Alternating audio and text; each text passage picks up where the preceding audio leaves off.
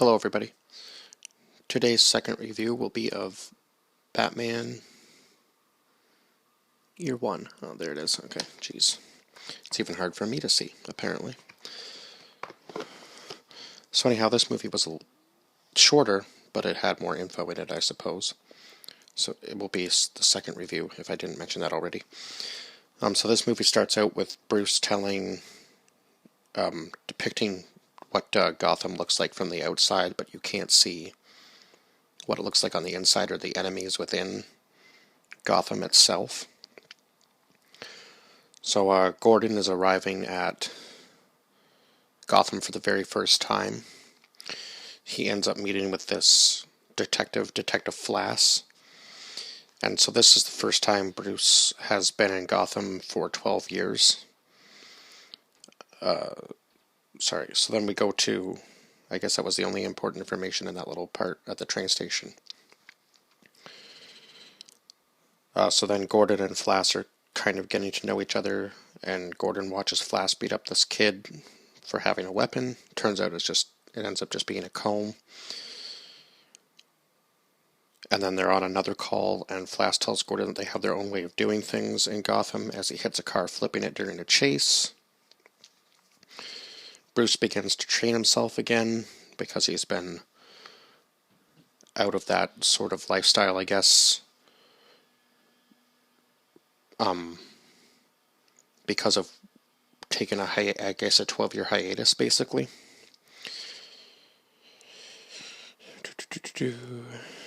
Flass then tells his boss that Gordon isn't fitting in.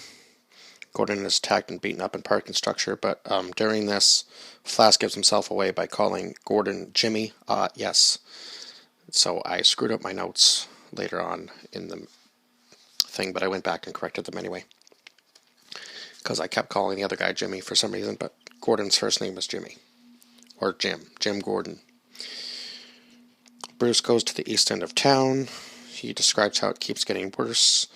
This woman, Selina, watches Bruce fight from the window. Selina jumps down after Bruce begins winning the fight and attacks him herself. The cops arrive and shoot Bruce. Bruce breaks out of custody in the cop car. On his way to jail, I would assume, is where they were going to be taking him. Gordon then tracks down Flass. This is after the attack. Follows him. Gordon runs Flass off the road, and then Gordon beats him within an inch of his life, which he says they're kind of like narrating their own scenes in this movie, so it's very different. So Gordon basically says that Flass will make up some sort of excuse because he wouldn't want to make it known that he was just beaten up by one man, so he'll say that he was attacked by a group of people or something.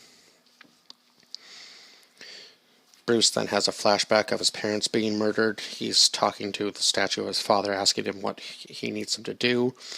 Then suddenly this bat flies through the window and stares right at Bruce, kind of screeching at him. So I guess Bruce took that as a sign.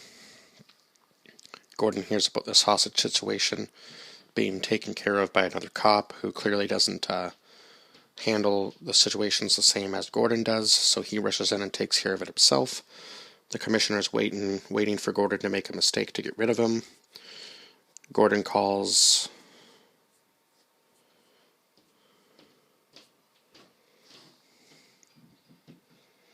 Oh, sorry. I was trying to figure out what that said because I couldn't read that for some reason. Gordon gets a call of a giant bat.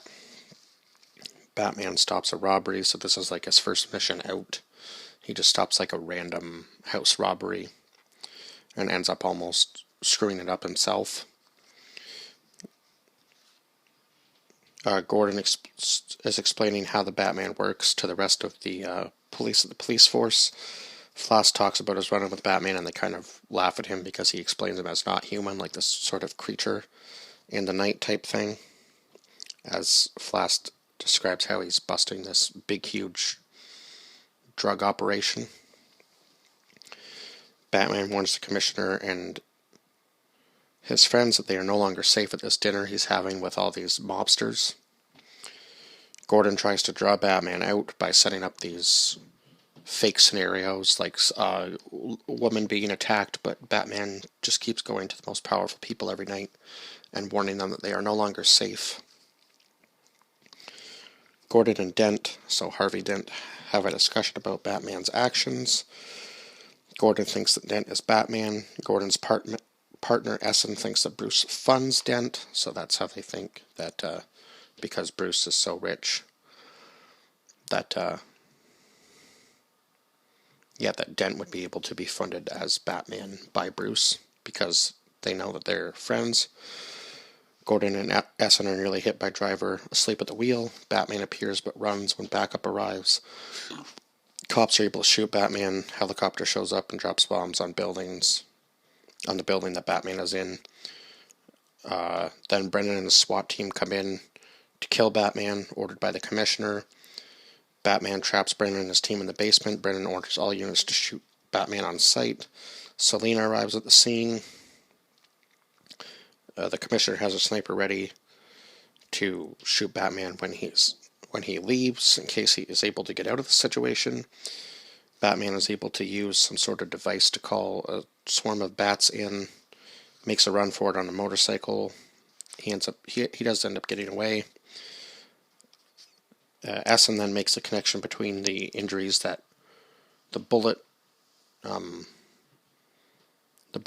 that Bruce has and Batman has, so now she's kind of, I guess, maybe she already thought Bruce was Batman earlier, but I took it as she thought Dent was being funded.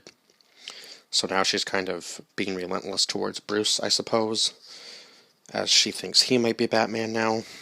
Essen and Gordon begin an affair. Batman tracks down this man working for Flass. Flass is then outed as being involved in the drug operation he was talking about earlier. Instead of busting it, guess he was part of it.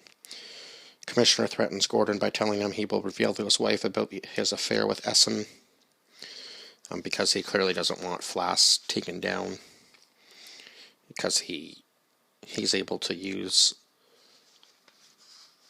Flass, and clearly the Commissioner is being controlled by somebody else, right? Gordon gets an interview with Bruce, but that really goes nowhere. He questions Bruce about where he was during certain nights, so I'm assuming because Batman operates during a certain time, he wants to know if Bruce is Batman, to go with his partner's theory. Gordon stops the car to tell his wife something. We clearly think that that's probably he's telling his wife about his affair with Essen. Gordon interrogates Flass. Barbara gets called about Essen, says she already knows. Gordon tells the Commissioner that Skeevers, I guess one of the people that worked with him, is still going to testify against Flass anyway, even after the Commissioner tried to use the affair with Essen against Gordon. It didn't work because he'd already told his wife. Selina is going to rob Falcone, who is the man who is in charge of the Commissioner, or above the Commissioner anyway. Selina attacks Falcone dressed as a cat, so now she's kind of embracing this whole Catwoman thief character, because Bruce describes her as that the next day, even though Batman gets all the credit for the attack. Selina is named Batman's assistant on the news. Clearly that's not what she wanted. She wanted to get all the credit for herself. The Commissioner gets Gordon to leave his apartment to send word to Falcone so he can send in Johnny after Barbara. Bruce arrives on this. Gordon then realizes this, so he turns around, but by that time they've already got Barbara and the baby. Did I say Barbara earlier? Yeah, Barbara got a call. Okay, I think I did. I hope I did anyway. Bruce arrives on the scene, not just as Batman, goes after Johnny. Gordon is also chasing Johnny on a motorcycle. He's able to shoot out his tire. There's a fight between him and Johnny. They both fall off the bridge. Bruce is able to save the baby. Gordon lets Bruce go because by this time he's got his glasses knocked off, so he basically tells Bruce that he can't see him. Gordon gets a promotion, and then Gordon starts sort of narrating again, saying that someone is threatening Gotham, calling himself the Joker, and he has a friend coming, so now him and Batman are friends because they know each other's identities. Or, well, I guess Gordon knows who Batman is for sure now. So I would give this film a... this one was really my favorite. I would probably give it about a 4 to 10. The storyline was kind of... I would almost say, for a Batman movie, it was more lenient towards the other characters, so it kind of took away from Batman's story. I know he was there, but he was almost like a secondary character in this movie, so for that I would give it a 4 out of 10. Just based on that, because this one kind of took more away from Batman, and it's supposed to be a Batman movie, right? So, the animation, though, was probably better in this one as opposed to the first film I watched. So I would say that was a plus in this one. I'm about to watch Batman Under the Red Hood, so we'll see what that one's animated like. Because it's weird. These movies are, I guess, maybe in a chronological order in this collection. Because I'm looking up the years that these movies were made, and it's kind of odd because they're not in the order of the years they were made, so maybe they're supposed to be in some sort of chronological order. I will look that up. But anyhow, I believe that is all I have to say about this movie, and please like, share, and subscribe, and I will see you guys in the next one. Bye-bye for now.